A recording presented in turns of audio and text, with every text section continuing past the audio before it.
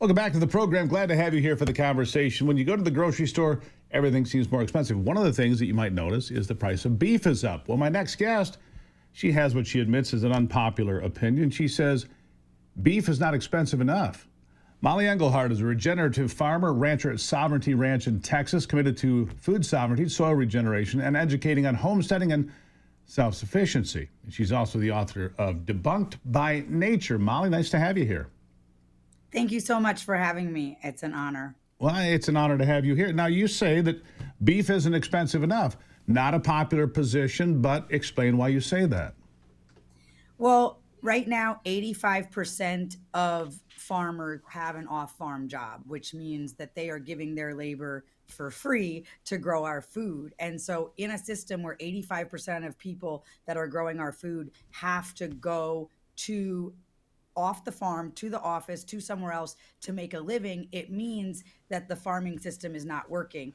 And commodities are largely chosen the price, not based on how much it costs for us to get a cow to market or get corn to market. But there's all these other factors of what overseas beef is costing, what overseas corn is costing. And so I think that the price of beef must reflect what it takes from a calf to hit the ground to get to slaughter at 2.5 years. Sure. And that to cover it. Yeah. You point out that people complain about $6 for ground beef, and you said, go ahead, raise it yourself and see how much it costs. It's a fair point you make. I did. I don't think anybody can raise it for $6 a pound. And I think that we have lost the sacredness of farming in our culture. Like, farmers are collapsing. 170,000 farms have been lost in the last 8 years. We are losing 60 farms a day right now in the United States of America. So that's not sustainable. And so food is largely subsidized by free labor from the farm and the farming family. That is not a system that's going to be able to last forever. And some people say the family farm is antiquated. We no longer need it. We've gotten very efficient. But collapsing the family farm will also collapse large swaths of rural America. And is that a price we're willing to pay for efficiency? I'm not sure. It's not a price that I want to pay because it's my family's income. And look, I've grown up across farms my entire life. I've been around in my entire existence, farms and ranches. And the fact of the matter is that it's hard to compete because when you look at the cost of labor in other countries, Mexico, Central America, South America, you can't compete with the cost of labor that's very, very cheap. That's one of the things.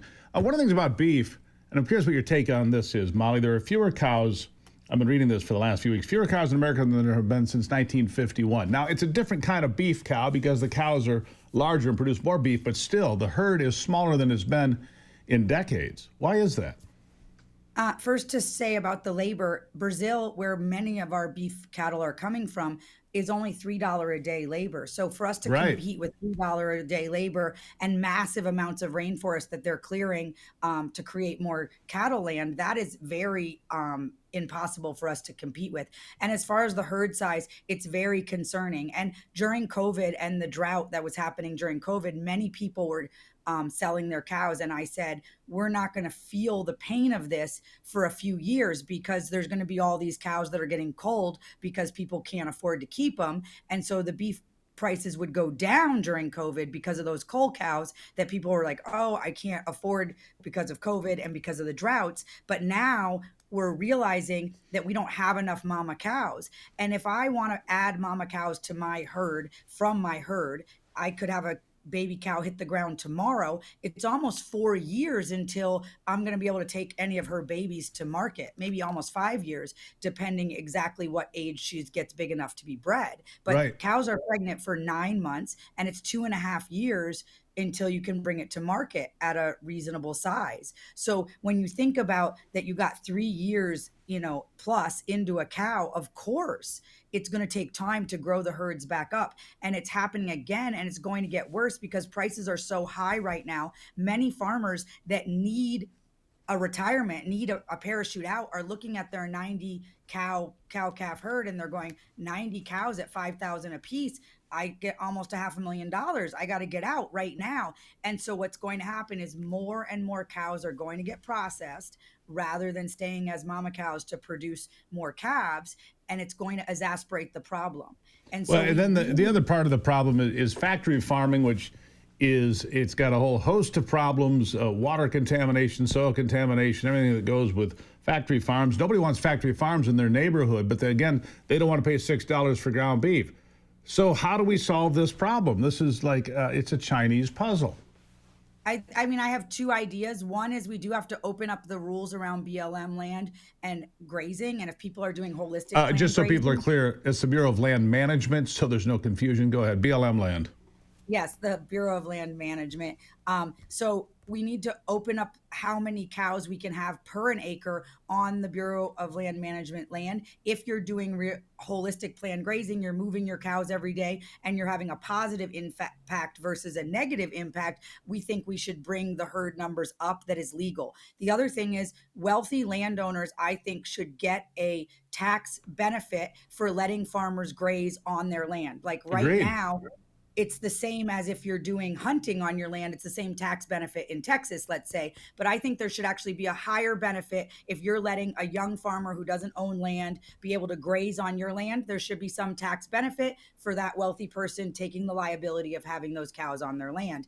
And so we need to open up more grazing land. And even there's things like chicken where it's all factory farming. Even cows that are going into the consolidated feedlot system are likely spending the first 9 months of their life with their moms on pasture. So we ultimately need more pasture land opened up.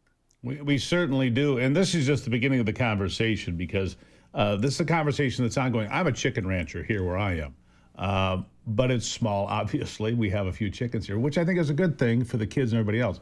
Mollie, I want to have you back because the problems you're outlining are incredibly important for America's future. I want to continue this conversation the next time you're here. Great conversation, great start. Nice meeting you. And we've got a lot more to talk about in the future. Thank you so much for having me on, and I'd love to come on anytime.